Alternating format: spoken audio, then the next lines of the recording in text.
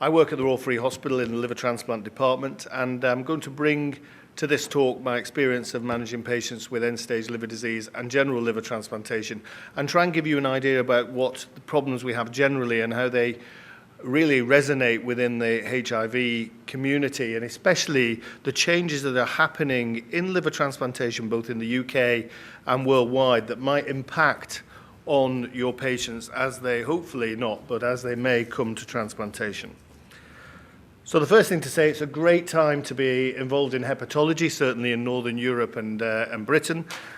We have quite high rates of liver disease-related mortality. There's plenty of business. The majority of this is related to alcohol, certainly in Northern Europe. This estimate for the UK, where I work, is lower than France and Germany, but is increasing. You see relatively low levels of alcohol-related mortality in Southern Europe, but that's counteracted by an increased prevalence of HCC-related death, which reflects the higher prevalence of viral hepatitis in these countries. So there's plenty of liver disease around, and in the UK, we're not really winning the battle. Whereas we've managed to get on top of deaths from stroke, cancer, chest disease, diabetes, and ischemic heart disease, the only growing cause of mortality in under 65s in the UK is liver disease. So we're facing an epidemic of liver disease in the UK, whereas unlike the football, we managed to succeed over other European countries in terms of increasing that activity year on year, whereas France, Italy, Spain are improving their outcomes. We seem to be getting worse.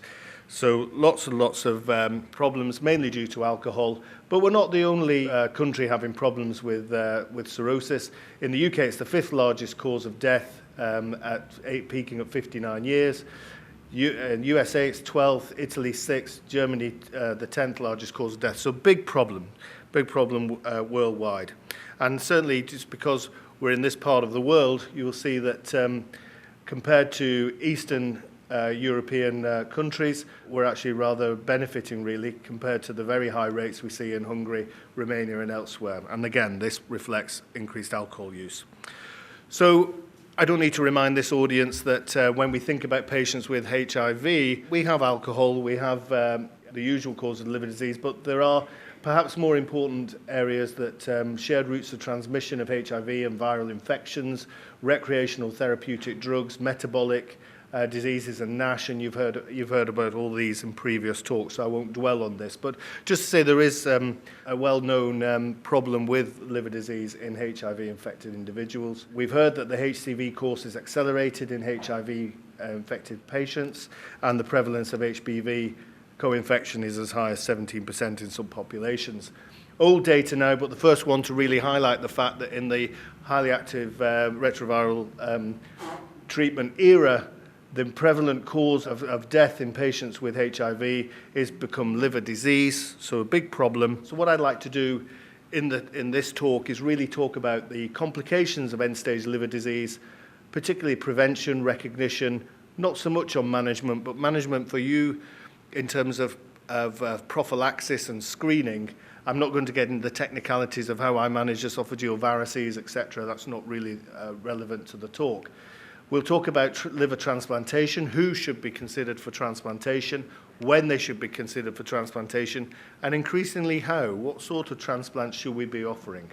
And that leads into the challenges that we're going to see in patients who are HIV positive and co-infected patients, because there are real challenges that we're about to face in terms of the diminishing organ pool and the type of organs we're able to offer your patients. You know that the progression of fibrosis to cirrhosis, as Sanjay has very eloquently described, you start off with a normal liver, portal fibrosis, ended up in cirrhosis. This is a flux, as Sanjay described. You can heal, you can get cirrhosis from repetitive injury, and increasingly we see with long-term viral control we might be able to reverse cirrhosis, but it's by no means guaranteed. So what we need to do is obviously try and avoid getting to the cirrhotic state in the first place, but assuming you get cirrhosis, that's when things start to become problematic. This is my interpretation of this Castellares data from 2008, and you'll see that the overall prevalence of cirrhosis in patients with HIV was about 8.3%. The majority of that hepatitis C, And you can see, if you drill down into what those manifestations of cirrhosis were at the time of diagnosis of cirrhosis, the majority of patients had evidence of portal hypertension with splenomegaly and esophageal varices, and about a third had evidence of decompensation with variceal bleeding or ascites. So portal hypertension is the dominant presenting feature of cirrhosis, and it's portal hypertension, high pressure in the portal vein due to resistance of blood flow through the liver that drives all the complications of cirrhosis.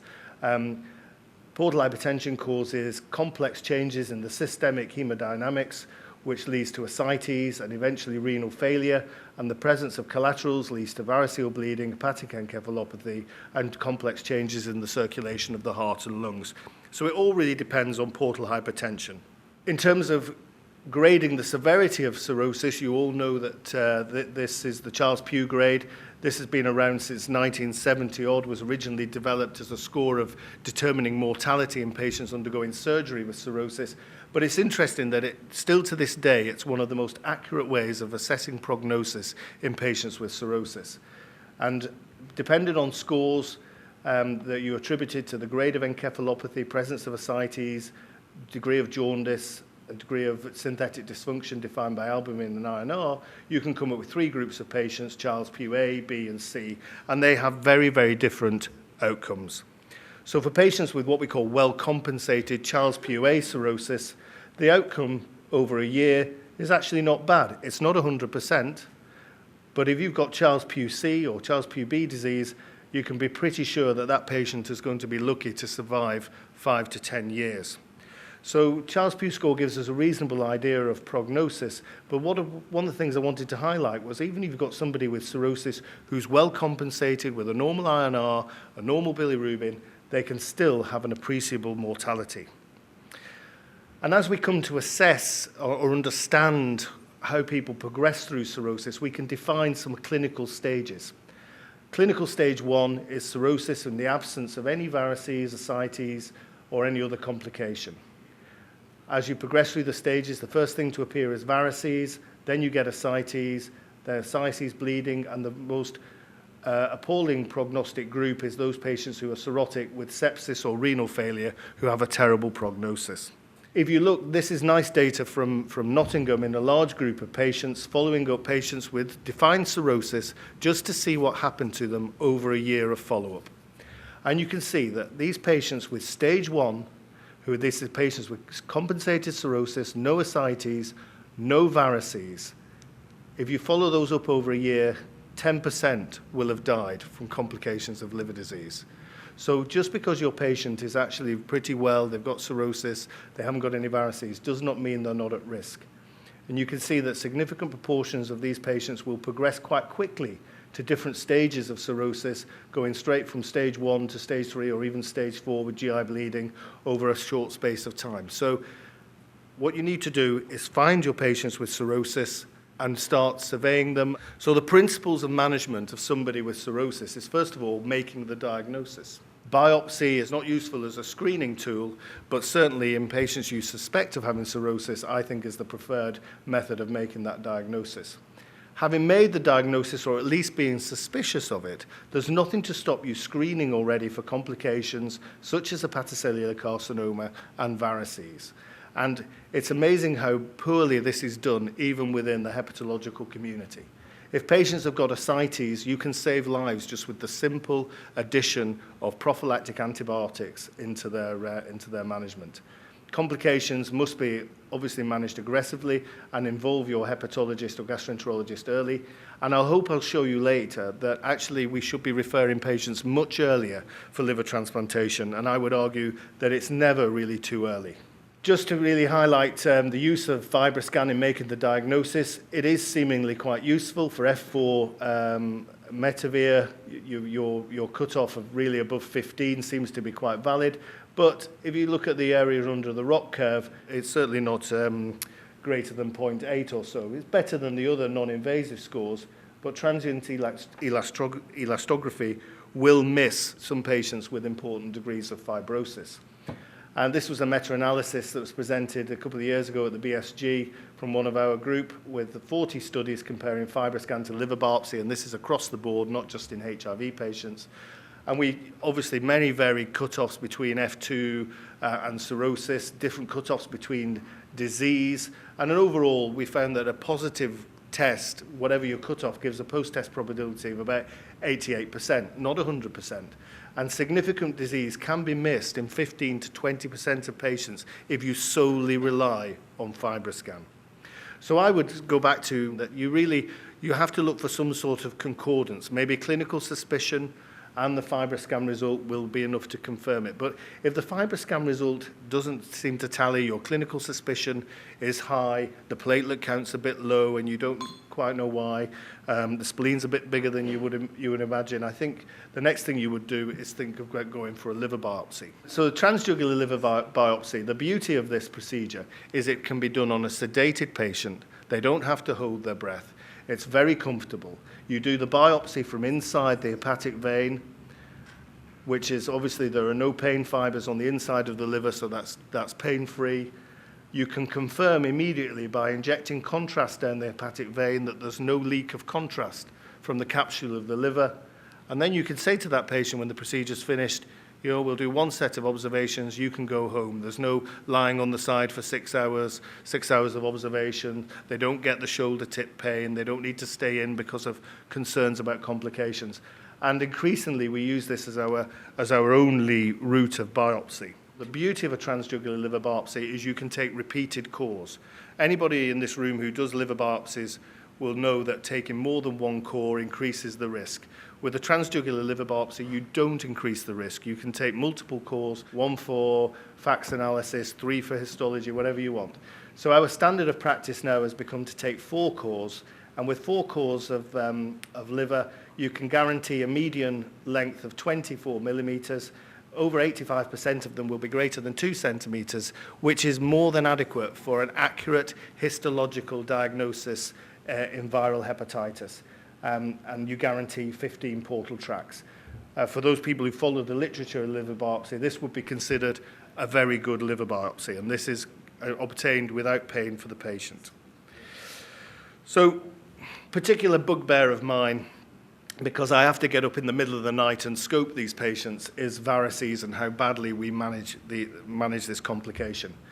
Given that we know that patients with cirrhosis, having made the diagnosis, even in compensated cirrhotics, 30% of them will have varices.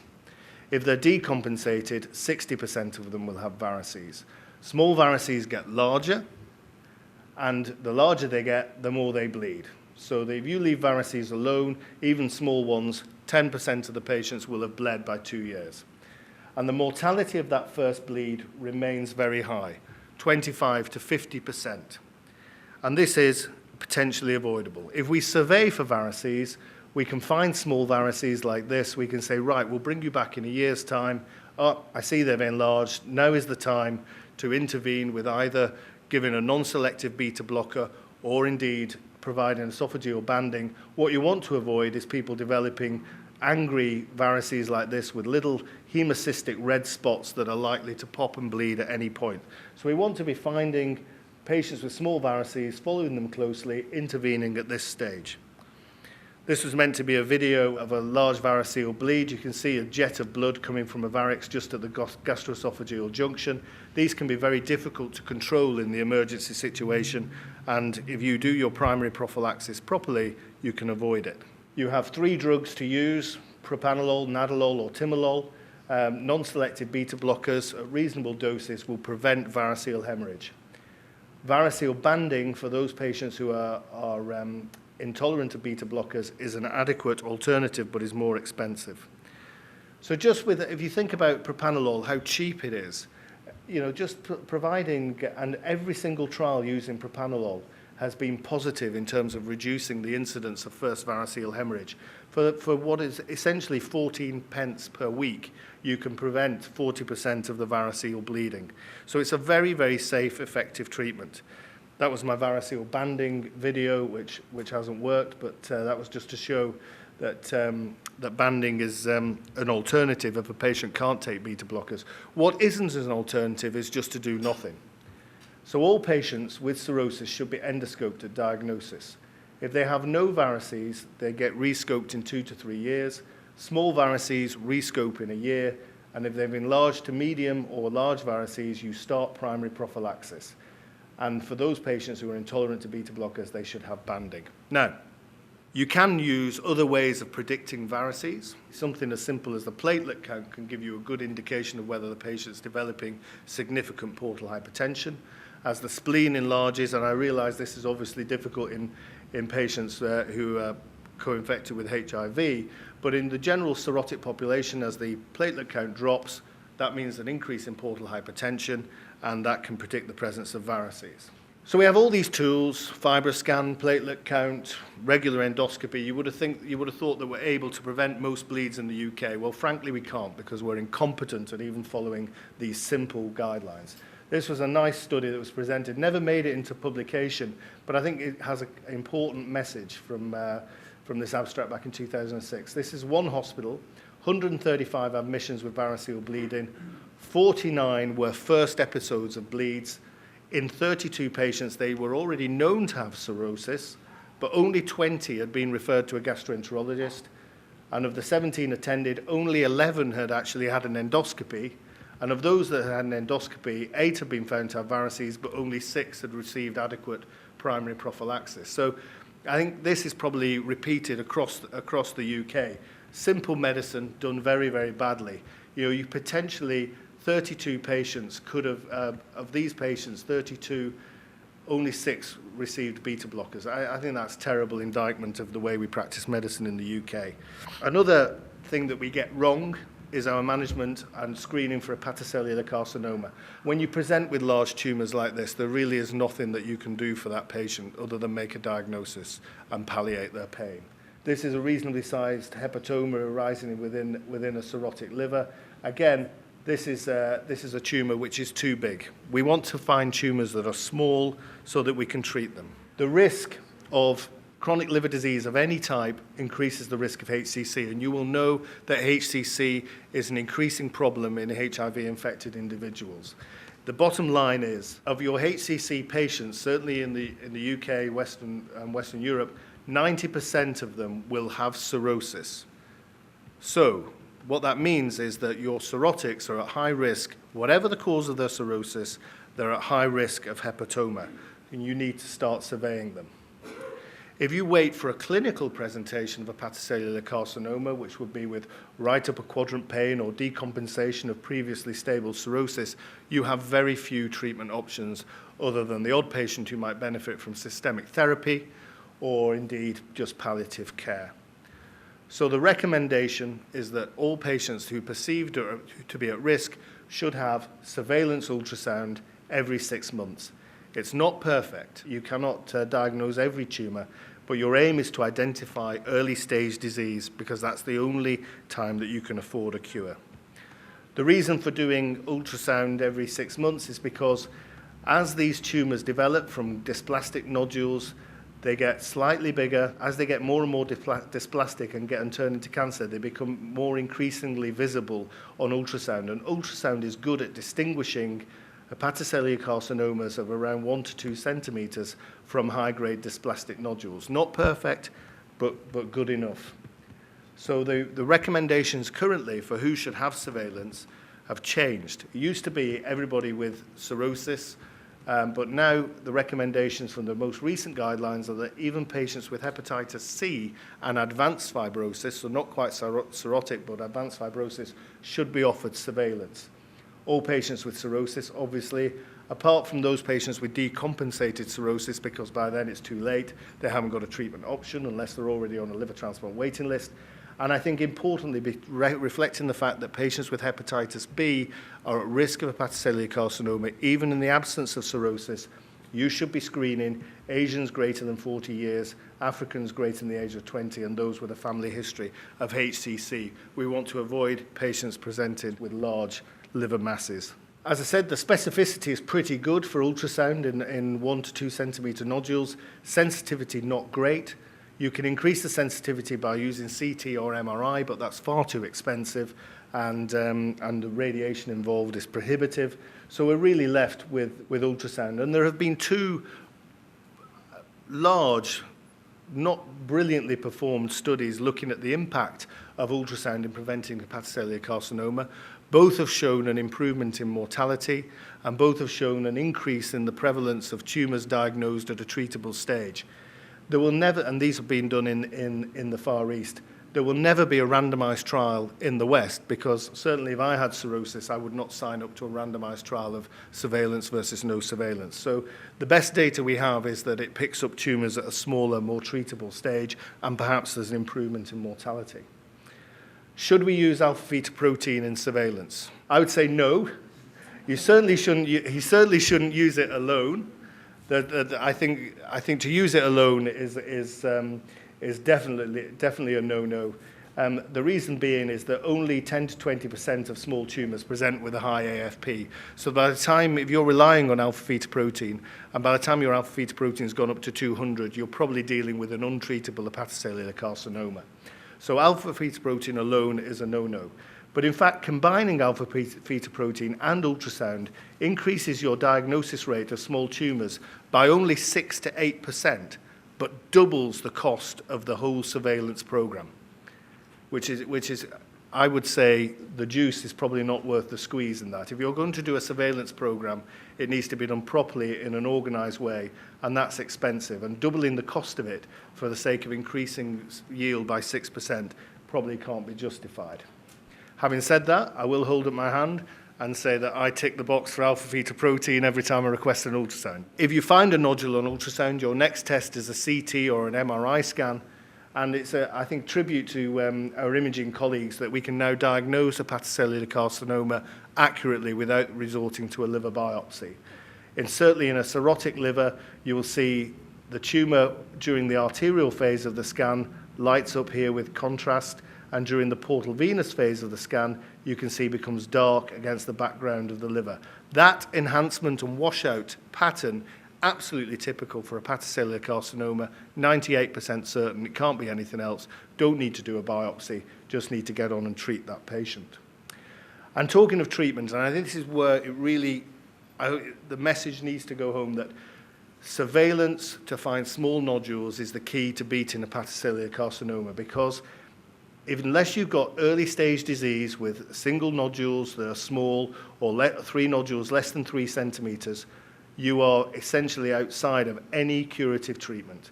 So only these patients with early stage disease, single small nodules or small nodules less than 3 centimeters, are going to actually have a chance of cure.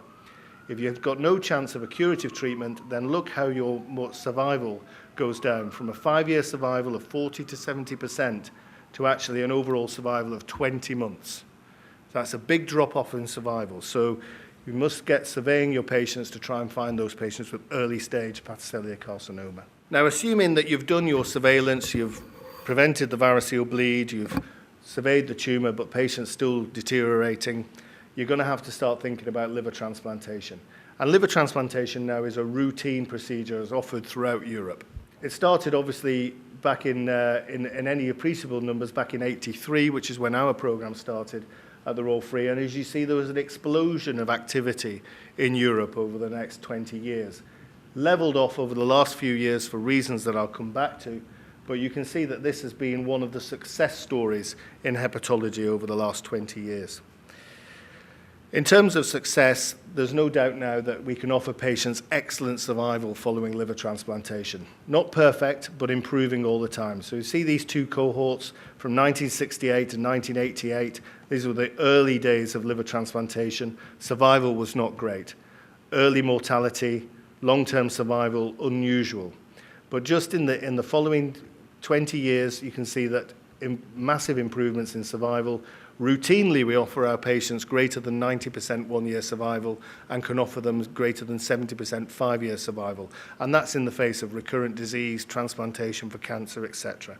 And I want you to hold that 5-year survival rate of 70% in your minds when we look at the survival following hepatocellular carcinoma, following transplantation for HIV. So who should get a transplant? Well, The easiest thing to say is that those patients who are expected to derive a survival benefit from transplantation should be offered it. And that is where the risk of dying liver disease is greater than the risk of dying from the transplant. And at the moment in the UK, that is taken as a cutoff of 9%. The average mortality at 1 year in the UK following liver transplantation is 9%. So therefore, if your perceived risk of dying from your liver disease is greater than 9%, you should be offered a liver transplant. Now, it's interesting, we used a formula called UKELD, which is the UK end-stage liver disease score, which is a modification of MELD derived from over 4,000 patients on the UK liver transplant waiting list.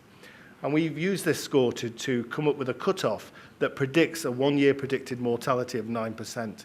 And it's amazing to see, you can get this calculator from the UK transplant website, that you only need an INR of 1.3 and a serum bilirubin of 35 in the context of cirrhosis to have a risk of mortality of greater than 9%, UKELD score of 49. This is somebody that can be registered for a liver transplant and will be expected to derive a survival advantage. So this is pretty mild disease, and I'm sure you've got lots of patients in your clinics with mild disease like this, so you're thinking, well, that's not too bad. Bilirubin's only 35, INR's 1.3, the transplant hepatologist wouldn't be interested in that. Well, certainly in the UK we would be, especially in HIV-related conditions, and for reasons I'll expand on later. So that's who we should think about giving a liver transplant to, but what are the other things we need to balance? Well, we need to think about a utilitarian argument. This is a scarce resource, so surely we should only be giving these livers to people who are going to benefit in the long term. And we have a sort of, it's not based on any data, but we have a concept that we should only really be offering liver transplantation, certainly in the UK, where the expected survival is greater than 50% at 5 years, with a quality of life that's acceptable to the patient. And this means we need to pay attention to the indication, comorbidities, the chance of recurrent disease, and, of course, the age of the patient, because that will all factor in how the patient is likely to survive. So we may have patients who will definitely die without a liver transplant, but if they're going to only survive 6-7 months or a year and a half following the transplant, we've got other candidates who might benefit more. So we have to balance these sort of justice arguments versus a utilitarian argument when we consider who to transplant. And this figure, I think, is useful to hold in your mind when we look at the results for liver transplantation in HIV. So this is the last cohort of survival figures, 1-year survival figures in the UK liver transplant centres. And you can see that overall mortality at 1 year varies between 4 and 10%. That's pretty good numbers. And I think, any transplant centre would be proud to show their figures and say, aren't we doing very well? But I think these figures hide the real scandal that's going on in liver transplantation at the moment, and that is the excessive rate of death on the list, certainly in the UK, because of the shortage of organs. And you can see that of the patients that actually get registered on the list, survival really at a year is less than 75%, and the reason for that is because we lose about 20% of patients waiting for a transplant. And the answer to this is going to be, in the UK at least, that rather than allowing us in our centre to say, this patient's now on the waiting list, we've got this offer, I want to transplant this individual, we're moving in the UK inexorably based on liver transplantation, based on need defined by disease severity, which means that the sicker you are, the more likely you are to get a transplant. And that would seem intuitively very good, but the problem is there are some groups of patients, Hepatitis C and especially HIV, HCV co-infected patients, who will do very poorly under that sort of scheme. The difficulty we have is that we have tried hard to increase the number of donors in the UK, and we haven't managed to do it. We've increased the number of patients on the waiting list, and we've increased the numbers of patients or number of livers that we're using that are older, are more marginal. We've increased the numbers of donors coming from donors after cardiac death rather than brain-dead donors, which are, these donors are considered inferior due to a higher rate of biliary complications and primary non-function. And we're using more fatty grafts. We're using grafts from patients who've died from brain cancer. These are, organs that we would never have used 15 years ago. And the problem is that even despite opening up the margins like this, we've still not increased the number of organs, and the number of deaths on the list increases. So what are our answers to that? Well, certainly in Europe, we've started, people have started to try and use marginal organs, reduced size grafts, splitting livers into two, giving half a liver to a baby, the other half to an adult. And at the Royal Free, we've been really trying to push forward the concept of live donor transplant. And I just show you this because I think it's a good example of what can be achieved. This young man, back in January, developed acute liver failure. He was listed for liver transplantation, having fulfilled poor prognostic criteria, and after 5 days on the super urgent waiting list, no donor was forthcoming, which is unusual and I think reflects the changing dynamics of the list in the UK. This was the guy who was the best man at his wedding and has been a lifelong friend, who kindly came forward to offer the right lobe of his liver. And you can see very nice scar there, and this guy did extremely well. Now, the normal workup process for a live donor transplant can take up to 6 weeks. Because he was in acute liver failure, we had to do it all in 2 days. It's enormously expensive, it's emotionally draining for all the team involved, and it is not really the answer for the organ shortage, but this is the extremes that we were being forced to try and provide organs for our patients at the moment.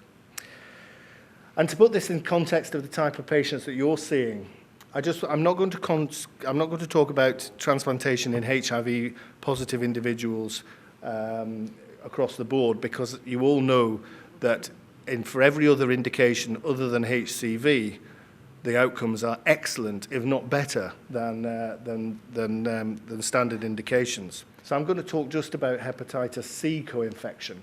And these are just a collection of studies, all very small over the past sort of few years, and they show, on the whole, sort of acceptable 1-year survival rates, but the 3- and 5-year survival rates where they're reported are actually dismal. You know, we should be offering patients transplantation when we expect 50% of them or more to survive 5 years, and some of these studies are falling way below that. Again, in small groups, and these are collections of patients amassed over many years. But this sort of data has led to a little bit of pessimism about transplanting of patients with HCV and HIV co-infection. And I think you can see that pessimism when you look at data like this, and this is comparing HIV-positive patients to non-HIV positive waitlisted patients, just looking at what happens to them when they're on the waiting list. And you can see that if you're HIV positive, you're less likely to get to transplant, you're more likely to die on the list, and your 90-day, 180-day, 360-day wait list survival is much lower than non-HIV infected controls.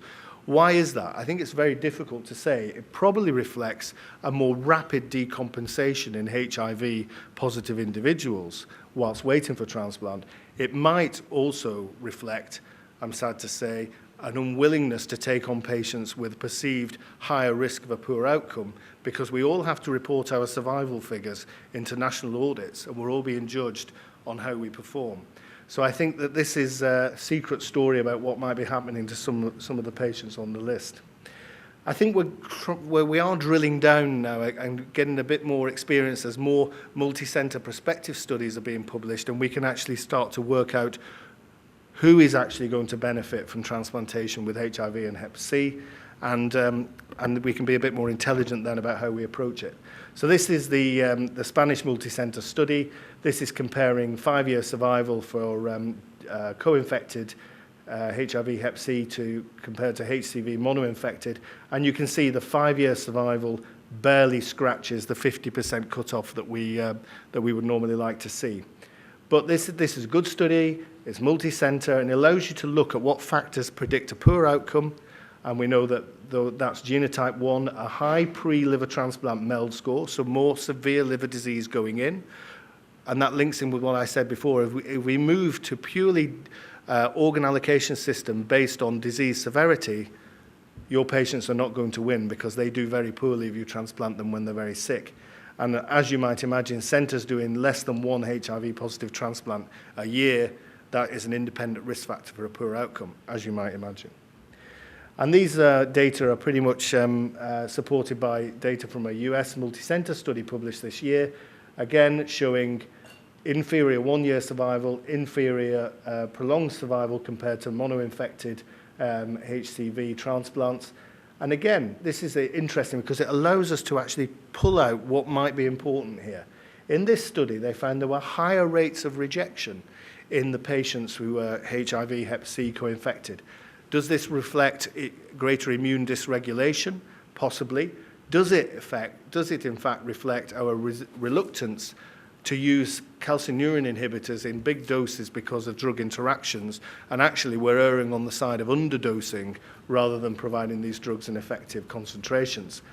They noted that there was a poorer outcome in patients with higher donor age and patients with more severe disease who needed combined liver kidney transplants, and patients with a lower BMI reflecting malnutrition, usually as a feature of advanced liver disease.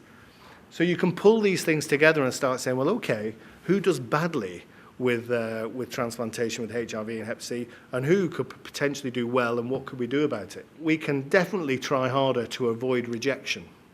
We can, rather than avoiding steroids, we should be using more steroids and tapering them slowly.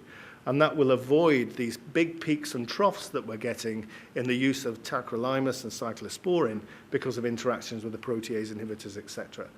As new drugs come online, we might be able to change regimens completely and start using our immunosuppressives in the normal way, and we might see less rejection and therefore better outcomes. We should be trying to use younger donors in our HIV Hep C population. At least we should avoid older donors and marginal grafts. It's difficult in systems like the UK because these are the only grafts that we're getting at the moment, but perhaps we need to actually provide a different priority or a different way of assessing and listing patients with HIV co-infection in order for them to benefit. We need to give them priority on the list beyond just disease severity. I think there needs to be an intelligent appreciation of the fact that these patients deteriorate quicker and do badly if they're transplanted when they're very sick. So I think responsibility is on us as transplant doctors to do this. They should be managed in experienced centres. The hepatitis C recurrence story won't be easy in a HIV Hep C co-infected population post-transplant, but at least it offers some hope for the future. So I'm just going to conclude and say that cirrhosis is common, and what you can do is screen for complications, identify and refer transplant candidates early, and it's never too early. And novel approaches need to counteract this growing pessimism about transplantation and co-infection. And that means us as transplant physicians to work on organ allocation, immunosuppression, and treatment of HCV. And I thank you for your attention. Thank you.